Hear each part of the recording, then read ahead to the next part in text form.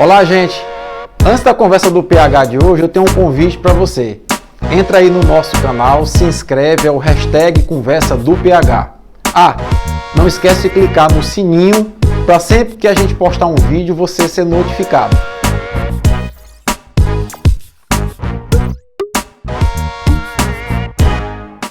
Nós estamos agora às 7h29. Você ouve o Rádio Jornal da Pioneira, primeira edição. E a partir de agora, né, nós estamos com muito prazer recebendo aqui no estúdio o professor Dr. Paulo Henrique Pinheiro, professor da UESP. O professor Dr. Paulo Henrique Pinheiro tem estudos em várias áreas, mas o motivo do convite que a produção fez ao senhor é para que se possa ter, da sua visão, uma ideia do que é a reforma da Previdência Social. Bom dia, Joel. Bom dia aos ouvintes da Pioneira. Você já conhece o Rafael Santos? Já conheço, né? O Rafael. Conhece o Zé Maria. Já conheço o Zé Maria aqui na nossa técnica, né? Pela Cristiane. A Cristiane está de folga combinada. Equipe espetacular essa daqui, né? E tem o Rosemiro Robson ainda aí, né? Nosso diretor. O Gil, o Renato, que participam sempre também aqui do programa, né? Lhe ouvir já faz parte da minha vida, porque lá em Campo Maior, naquele rádio antigo, aquele rádio grandão... no SEMP. No SEMP, eu ouvia muito o seu programa quando era criança lá em Campo Maior, e para mim é um prazer estar aqui sempre, discutindo temas da atualidade com você. A reforma da Previdência Social, ela tem ganho uma análise com várias vertentes.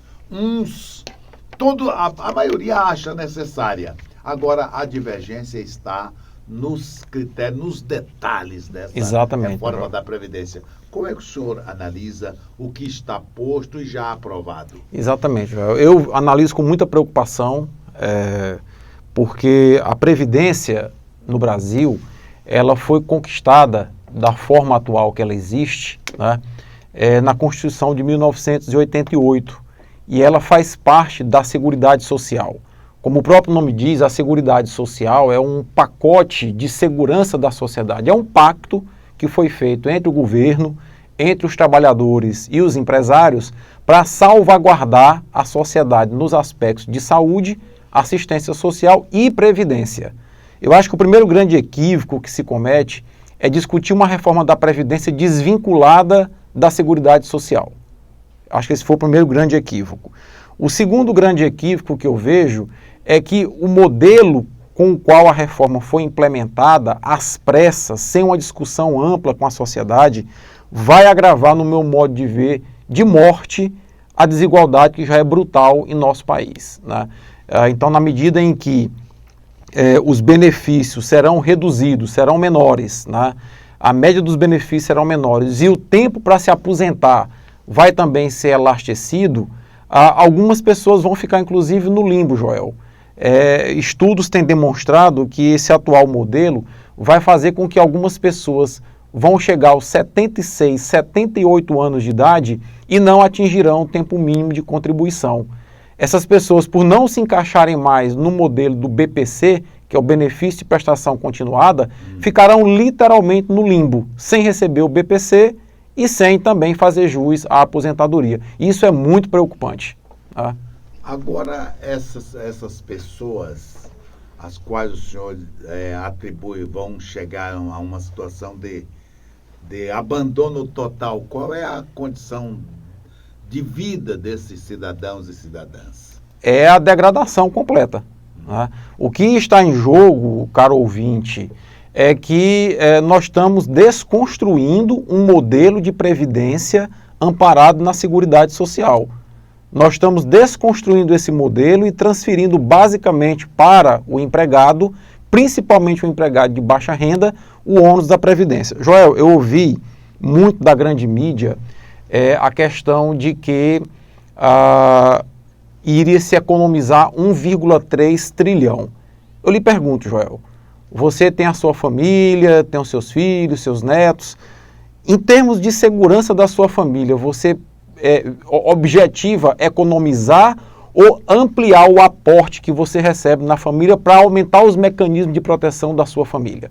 Né? Então, o que o Estado está fazendo é isso, é uma discussão simplória baseada em número, dizendo, olha, eu vou economizar tanto, quando na verdade o Estado deveria buscar mecanismos de financiamento da Previdência, porque Previdência é seguridade, e seguridade é proteção social.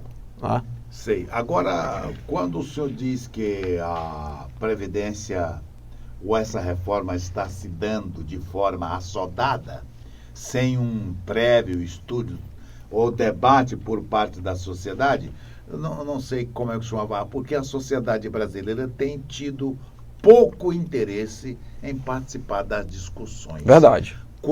Se essa demora, se essa reforma for postergada, quem se aproveitará disso? Porque há muitos discursos, há muitos nomes se apoiando na história da defesa dos mais pobres, dos pobres. Parece que a manutenção da pobreza é também um status que sim, com certeza, seguro a certa categoria na política brasileira. Joel, quando a partir de dezembro de 2018, eu comecei a levantar uma bandeira nas redes sociais e praticamente sozinho defendendo a bandeira, de que a reforma da Previdência era necessária porque os indicadores demográficos mudaram muito nos últimos 10 anos, mas não era necessário fazer uma reforma da forma como ela está feita.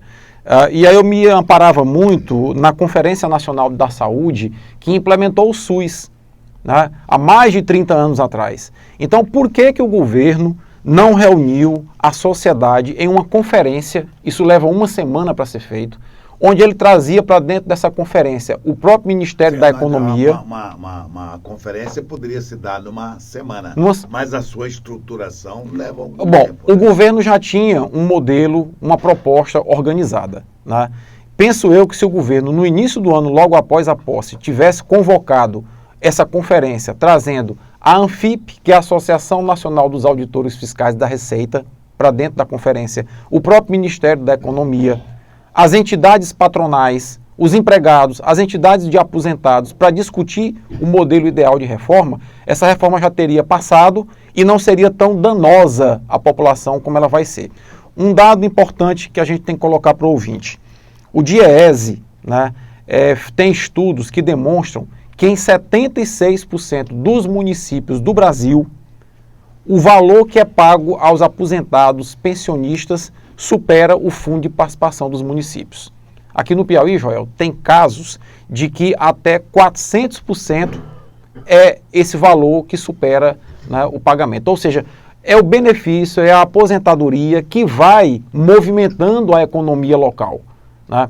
Qual é o modelo alternativo em relação ao Pacto Federativo, que é a distribuição de bolo de imposto, que o governo propôs paralelo a essa reforma? Então, me parece que a coisa está sendo tratada de maneira muito isolada. E um outro dado preocupante que eu queria lhe colocar é que a própria ANFIP divulgou agora um estudo que mostra que a média de 50% dos trabalhadores brasileiros consegue contribuir com apenas 5 contribuições para a Previdência no ano. Ou seja, para que um trabalhador consiga completar o mínimo de 15 anos de contribuição na Previdência, ele vai chegar aí aos 76, 77 anos de idade contribuindo, o que ele não conseguirá mais. Então, isso é um problema grave que não foi pensado no bojo dessa reforma, né, e que não foi discutida as soluções para esse mecanismo de degradação social que certamente essa reforma vai implantar. O senhor não aprovaria, e o senhor tem uma militância política, é político, pode estar fazendo parte do Congresso em alguma oportunidade, o senhor não votaria a Previdência como está posta? Nesse modelo como está posto, se eu fosse parlamentar, o meu voto seria contra e eu faria militância contra, como estou fazendo agora, militância contra. Porque eu acho que se nós nos esquivarmos desse debate, a história vai cobrar um preço muito alto. Mas a reforma não é uma necessidade, não só da Previdência, mas outras não são necessidade. Olha, o Brasil ele tem na sua agenda 3 reformas que são necessárias. A da Previdência, que eu não chamo nem de reforma, eu chamo de ajuste na Previdência. A fiscal é uma outra muito importante, que é a mesma reforma tributária. Né? E a reforma política, que é uma outra que foi arremedada, né? Foi um arremedo que houve para continuar mantendo as mesmas pessoas nos cargos. Agora, essa reforma da Previdência, como ela afeta diretamente nossas vidas, primeiro, eu acho que ela tem que ser casada com a reforma fiscal. Não dá para desvincular Previdência de Seguridade e não dá para desvincular Seguridade de reforma fiscal. O governo agora está dizendo que logo após a aprovação em segundo turno, vai divulgar um pacotão fiscal, Joel. O pacotão fiscal implica em quê? O governo quer aquecer a economia. E como é que o governo pensa o pacotão fiscal? E vai liberar o saque do FGTS para as pessoas terem dinheiro e começar a comprar e vai movimentar o comércio, gerando mais emprego, correto? Vai diminuir a alíquota de importação de bens de capital, vai diminuir o preço do gás, o preço do combustível e isso vai aquecer a economia. A grande pergunta é, por que esse pacotão fiscal não foi implantado no início do ano? Porque o governo tinha esse pacotão fiscal antes da Previdência. Tinha como a reforma fiscal, o pacotão, como uma carta na manga. Para quê? Para depois que começar no segundo semestre a economia a aquecer, o governo vem com um argumento, olha, foi a reforma da Previdência que aqueceu a economia. É um jogo. No escudo, usando a Previdência. Com certeza. O doutor Paulo Henrique, nós voltaremos já, porque muitas questões estão sendo formalizadas, muitas questões estão sendo elaboradas e as respostas, por mais estudadas, precisas que possam acontecer, sempre não serão completas, né? É verdade. Agora são 7h41 em Teresina, 7h41 na capital piauiense. O Rádio Jornal da Pioneira está ouvindo com enorme prazer o professor Dr. Paulo Henrique Pinheiro. Dr. Paulo Henrique tem doutorado em ciências, mas nós gostaríamos de que nos detivéssemos sobre as questões da Previdência, essa reforma. Bom, e o que muitos de nós não entendendo ainda é, aprovada em primeiro turno, qual será o embate para o segundo turno a partir de agosto? A partir de agosto, 6 de agosto, a reforma já aprovada em primeiro turno vai para novo debate e depois será encaminhada ao Senado. Se o Senado aprovar do jeito que está, vai para a sanção ou veto presidencial. Se não, fizer alguma alteração, retorna. A gente já sabe que nos bastidores, Joel, os governadores, liderados inclusive, foi eleito como porta-voz, né, o nosso governador do estado do Piauí, estão articulando com o Senado a inclusão de estados e municípios na Previdência, que, na nossa maneira de ver, será um outro ponto negativo da Previdência. Porque eu já coloquei aqui que 70... Os estados fora ou dentro? O que é negativo? Dentro da Previdência. Se os estados e municípios entrarem para esta vai reforma, ser a bancarrota geral dos municípios no Piauí e no Nordeste inteiro. Né? Quais são os estudos que lhe dão essa convicção? Bom, eu no bloco passado acabei de colocar a questão lá do DIEESE, apontando que os municípios dependem de morte dos valores pagos à Previdência. E aí as pessoas têm que compreender que os valores de benefícios e aposentadorias urbanas e rurais são uma das melhores formas de distribuição de riqueza desse país. Tá? Então você, por exemplo, quem é do interior sabe que no dia do pagamento do benefício, o comércio fica lotado, porque os idosos vêm da região rural, vêm da região urbana, receber os seus benefícios e movimentam o comércio local. Ora, numa situação no estado do Piauí, que é o que eu tenho como referência, eu tenho viajado muito pelo interior, Joel. Vou pegar aqui um exemplo, aqui pertinho de nós, Miguel Alves. Miguel Alves é um município aqui a 1 hora de Teresina, que tem apenas 3% da população economicamente ativa com emprego formal.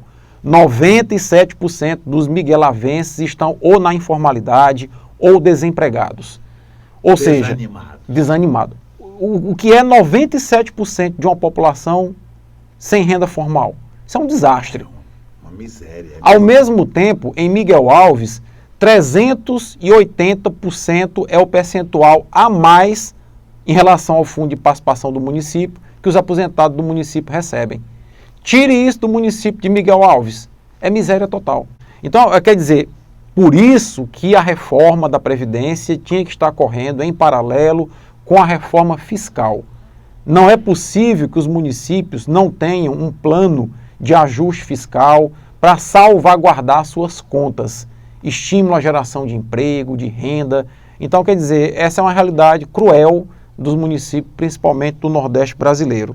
Eu queria também colocar aqui que esse processo de desmonte da Previdência, ele não é recente, né?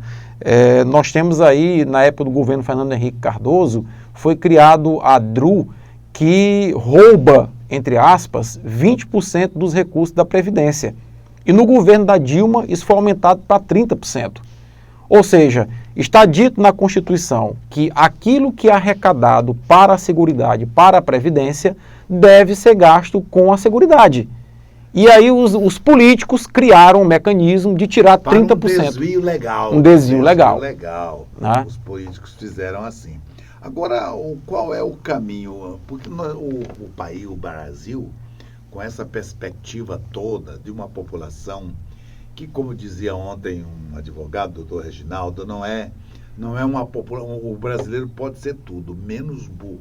É um povo inteligente. Pode até não ser outra coisa, mas é um povo inteligente. Qual é a atitude que o povo brasileiro vai tomar para que não fique sustentando propósitos políticos de grupos financeiros, inclusive? Eu acho que foi plantado na cabeça do brasileiro o desgosto pela política, de que todo político é ladrão, todo político é corrupto, e isso faz parte de uma estratégia dos atuais detentores do poder, porque quanto menos pessoas se interessarem pela política, é mais fácil eles se perpetuarem no poder, né? Para vocês terem uma ideia, na eleição agora passada de senador, que foi o cargo que eu concorri, quem foi eleito aqui em primeiro lugar tirou 860 mil votos, Joel. Mas aí veja, quem tirou o primeiro lugar teve 860 mil votos, mas tiveram 914 mil votos de piauiense para o Senado que foram brancos ou nulos.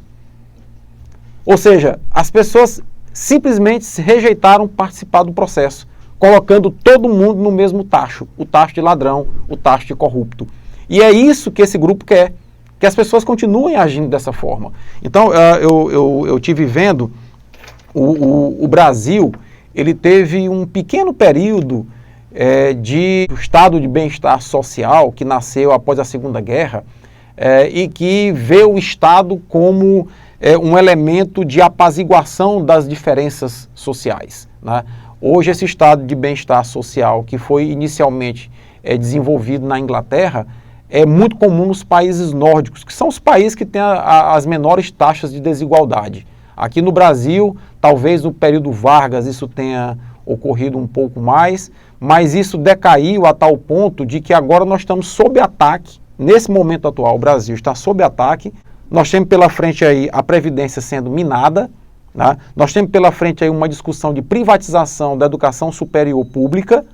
Então, para onde é que nós estamos caminhando? É para que as questões de livre mercado prevaleçam sobre o bem comum, sobre o bem-estar e a paz social. Então, a população tem que fazer essa reflexão, porque caso contrário, nós vamos deixar que a coisa vá andando ao bel prazer das autoridades que aí estão. Pois não, ouvindo um colega do senhor, também professor e advogado, Raul Lopes Oliveira Neto, certo. Esse estado de bem-estar social não é algo estabilizado, fixo, ele é móvel.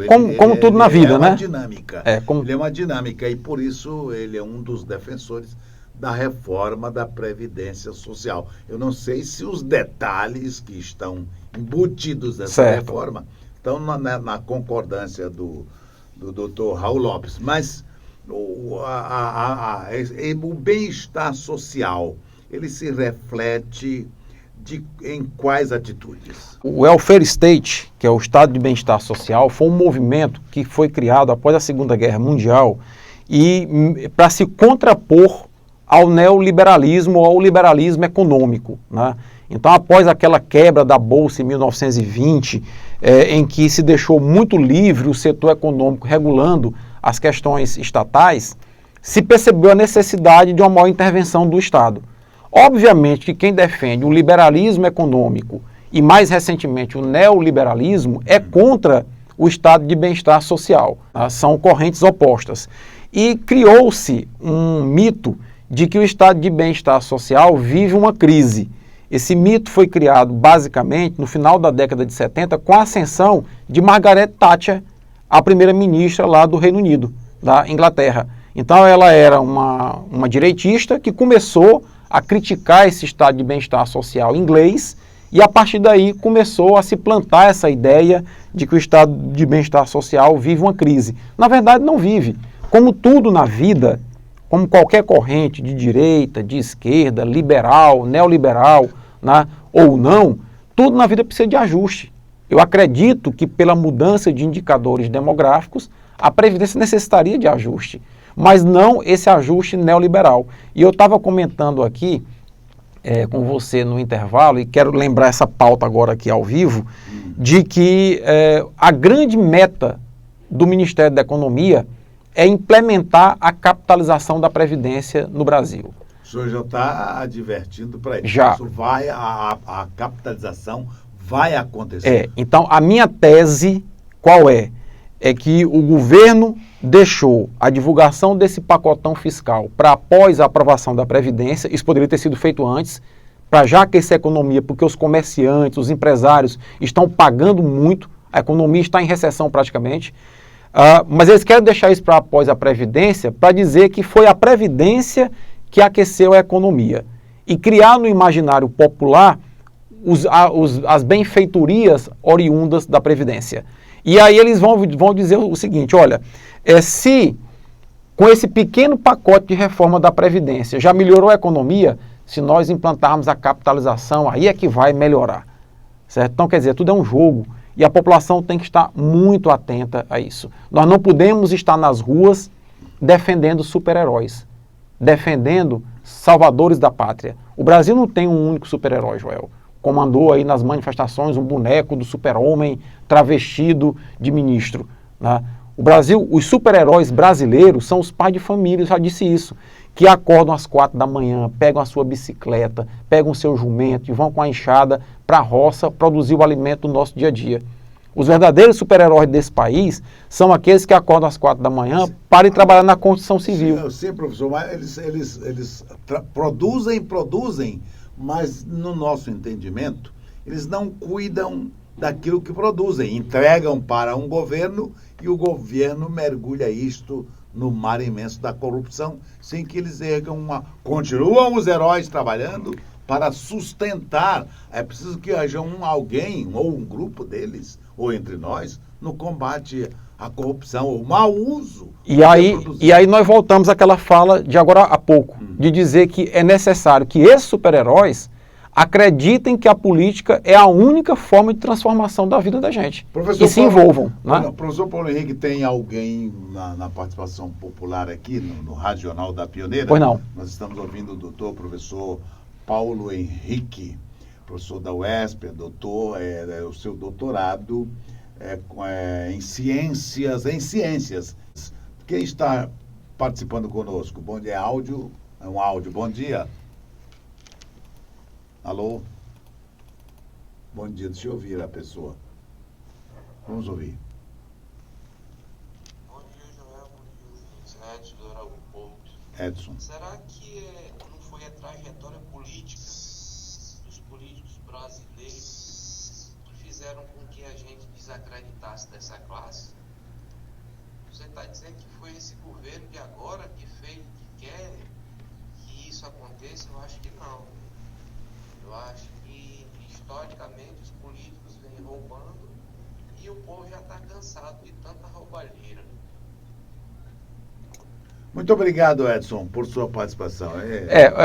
Edson, na verdade eu não coloquei que foi o governo de agora.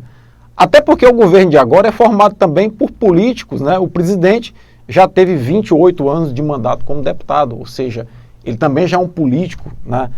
Das antigas, digamos assim.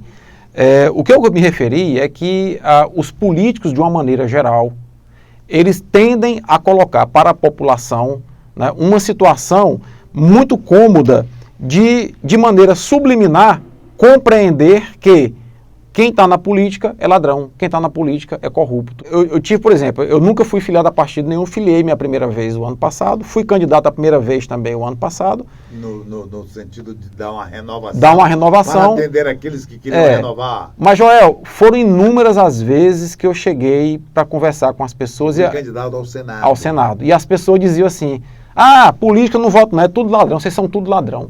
Ou seja, eu colocado no balaio, entendeu, dos outros, sendo que era a primeira vez que eu estava me candidatando, ou seja, então isso é muito lesivo, a população tem que começar a se informar mais, qual é o histórico das pessoas. Eu vou dar um exemplo, eu estava numa clínica de otorrino para me consultar, uma dor de garganta, e aí uma ex-aluna minha passou e me viu na sala de espera e disse, professor, eu queria lhe pedir desculpas. Eu, desculpa por quê?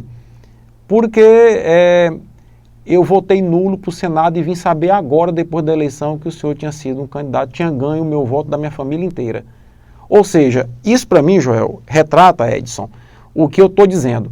As pessoas, por desacreditarem na política de uma maneira geral, na hora da política, bom, eu tenho que votar agora para senador. Quem são aqui os candidatos que existem? Deixa eu pesquisar a vida de cada um deles e ver qual daqueles se adequa melhor ao meu modo de pensar, tem a melhor história de vida. As pessoas, na grande maioria das vezes, não fazem isso. Agora, essa colocação do senhor, esse voto perdido é consequência da desinformação. E da descrença. Então, veja, desinformação. Não sabia que um homem da postura do professor Paulo Henrique era candidato. Quando eu me qualifico como eleitor, como um operário, como qualquer ação política, eu tenho que saber o que é que eu vou fazer. Mas aí pois é. Eu posso contar. Aí veja, aí eu acho que você está certo. É a desinformação como resultado da descrença. Aquilo não me interessa. A política não me interessa. Então eu não me informo daquilo. Aliás, o doutor Reginaldo, ontem, ouvindo, na política não as leis eleitorais, elas mudam a cada eleição. É verdade. Para atender esses interesses. É verdade. Esses interesses, inclusive provocar a desinformação. E aí, assim... É a reforma política que nós estamos falando, e a sociedade está sob anestesia e não entendeu a Previdência. Quem disse isso? O Molon, né? Deputado Molon.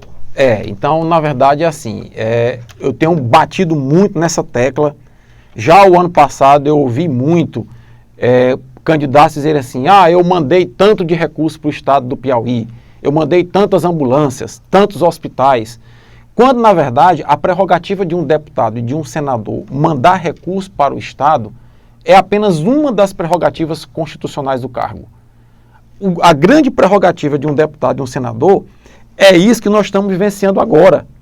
São votar e aprovar as leis que afetam diretamente nossa vida presente e nossa vida futura.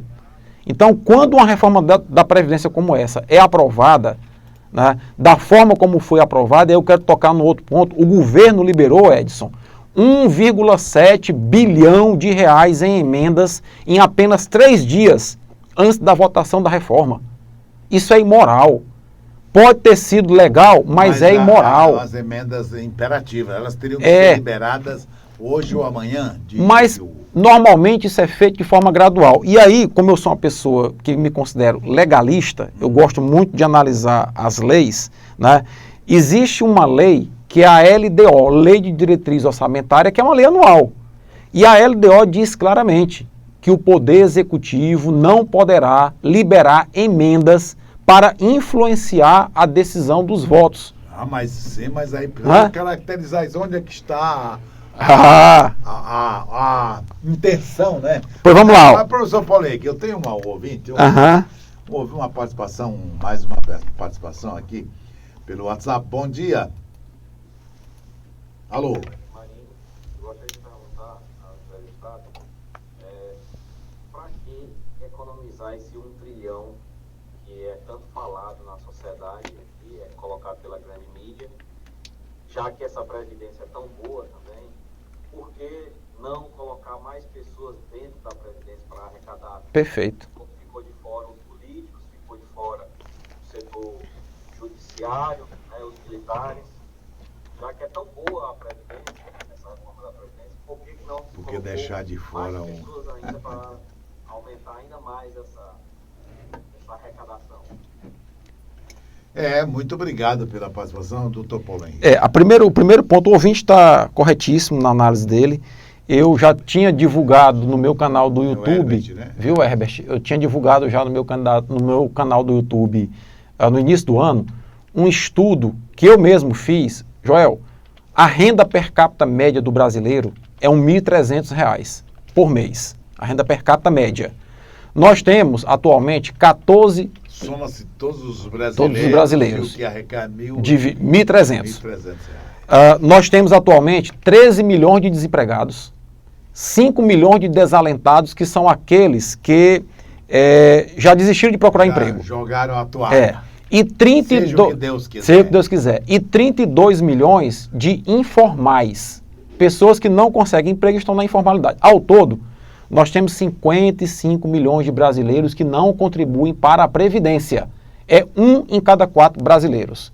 Se o governo tivesse políticas sérias com a Previdência, no início do ano tivesse lançado o pacotão fiscal que ele vai lançar agora para aquecer a economia, e nós conseguíssemos colocar metade dos desempregados, metade dos desalentados e metade dos informais como contribuintes da Previdência, Herbert, a economia não seria de 1 trilhão, ela seria de 3,6 trilhões em 10 anos.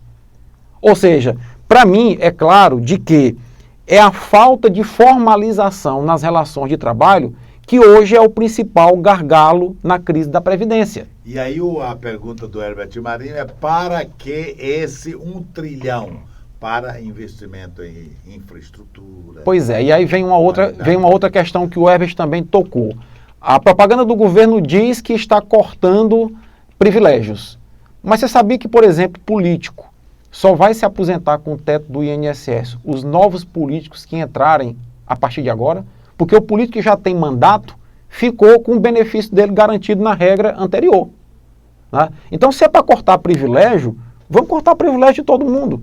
Então, veja que o Congresso e o governo dizem: nós vamos fazer uma reforma para economizar cortando privilégio. Mas nós, políticos, estamos fora desse pacote. Professor Dr. Paulo Henrique, o Radional da Pioneira está muito agradecido pela presença do senhor, pelos seus esclarecimentos aqui, pelo entendimento que o senhor nos ofereceu sobre essa reforma da Previdência. Eu que agradeço, Joel, a Rádio Pioneira. Na verdade, assim, eu queria deixar claro nesse final de que eu sou favorável a ajustes na Previdência. Como eu já disse, os indicadores demográficos, sociais, econômicos, eles são mutáveis e nós não podemos estar com a Previdência engessada. Mas essa reforma, em particular, ela fere de morte as populações mais carentes. E o tempo vai mostrar que algumas pessoas nesse país que ganham muito pouco serão as maiores prejudicadas nessa reforma. O Radional da Pioneira acabou de ouvir o doutor Paulo Henrique, doutor, professor.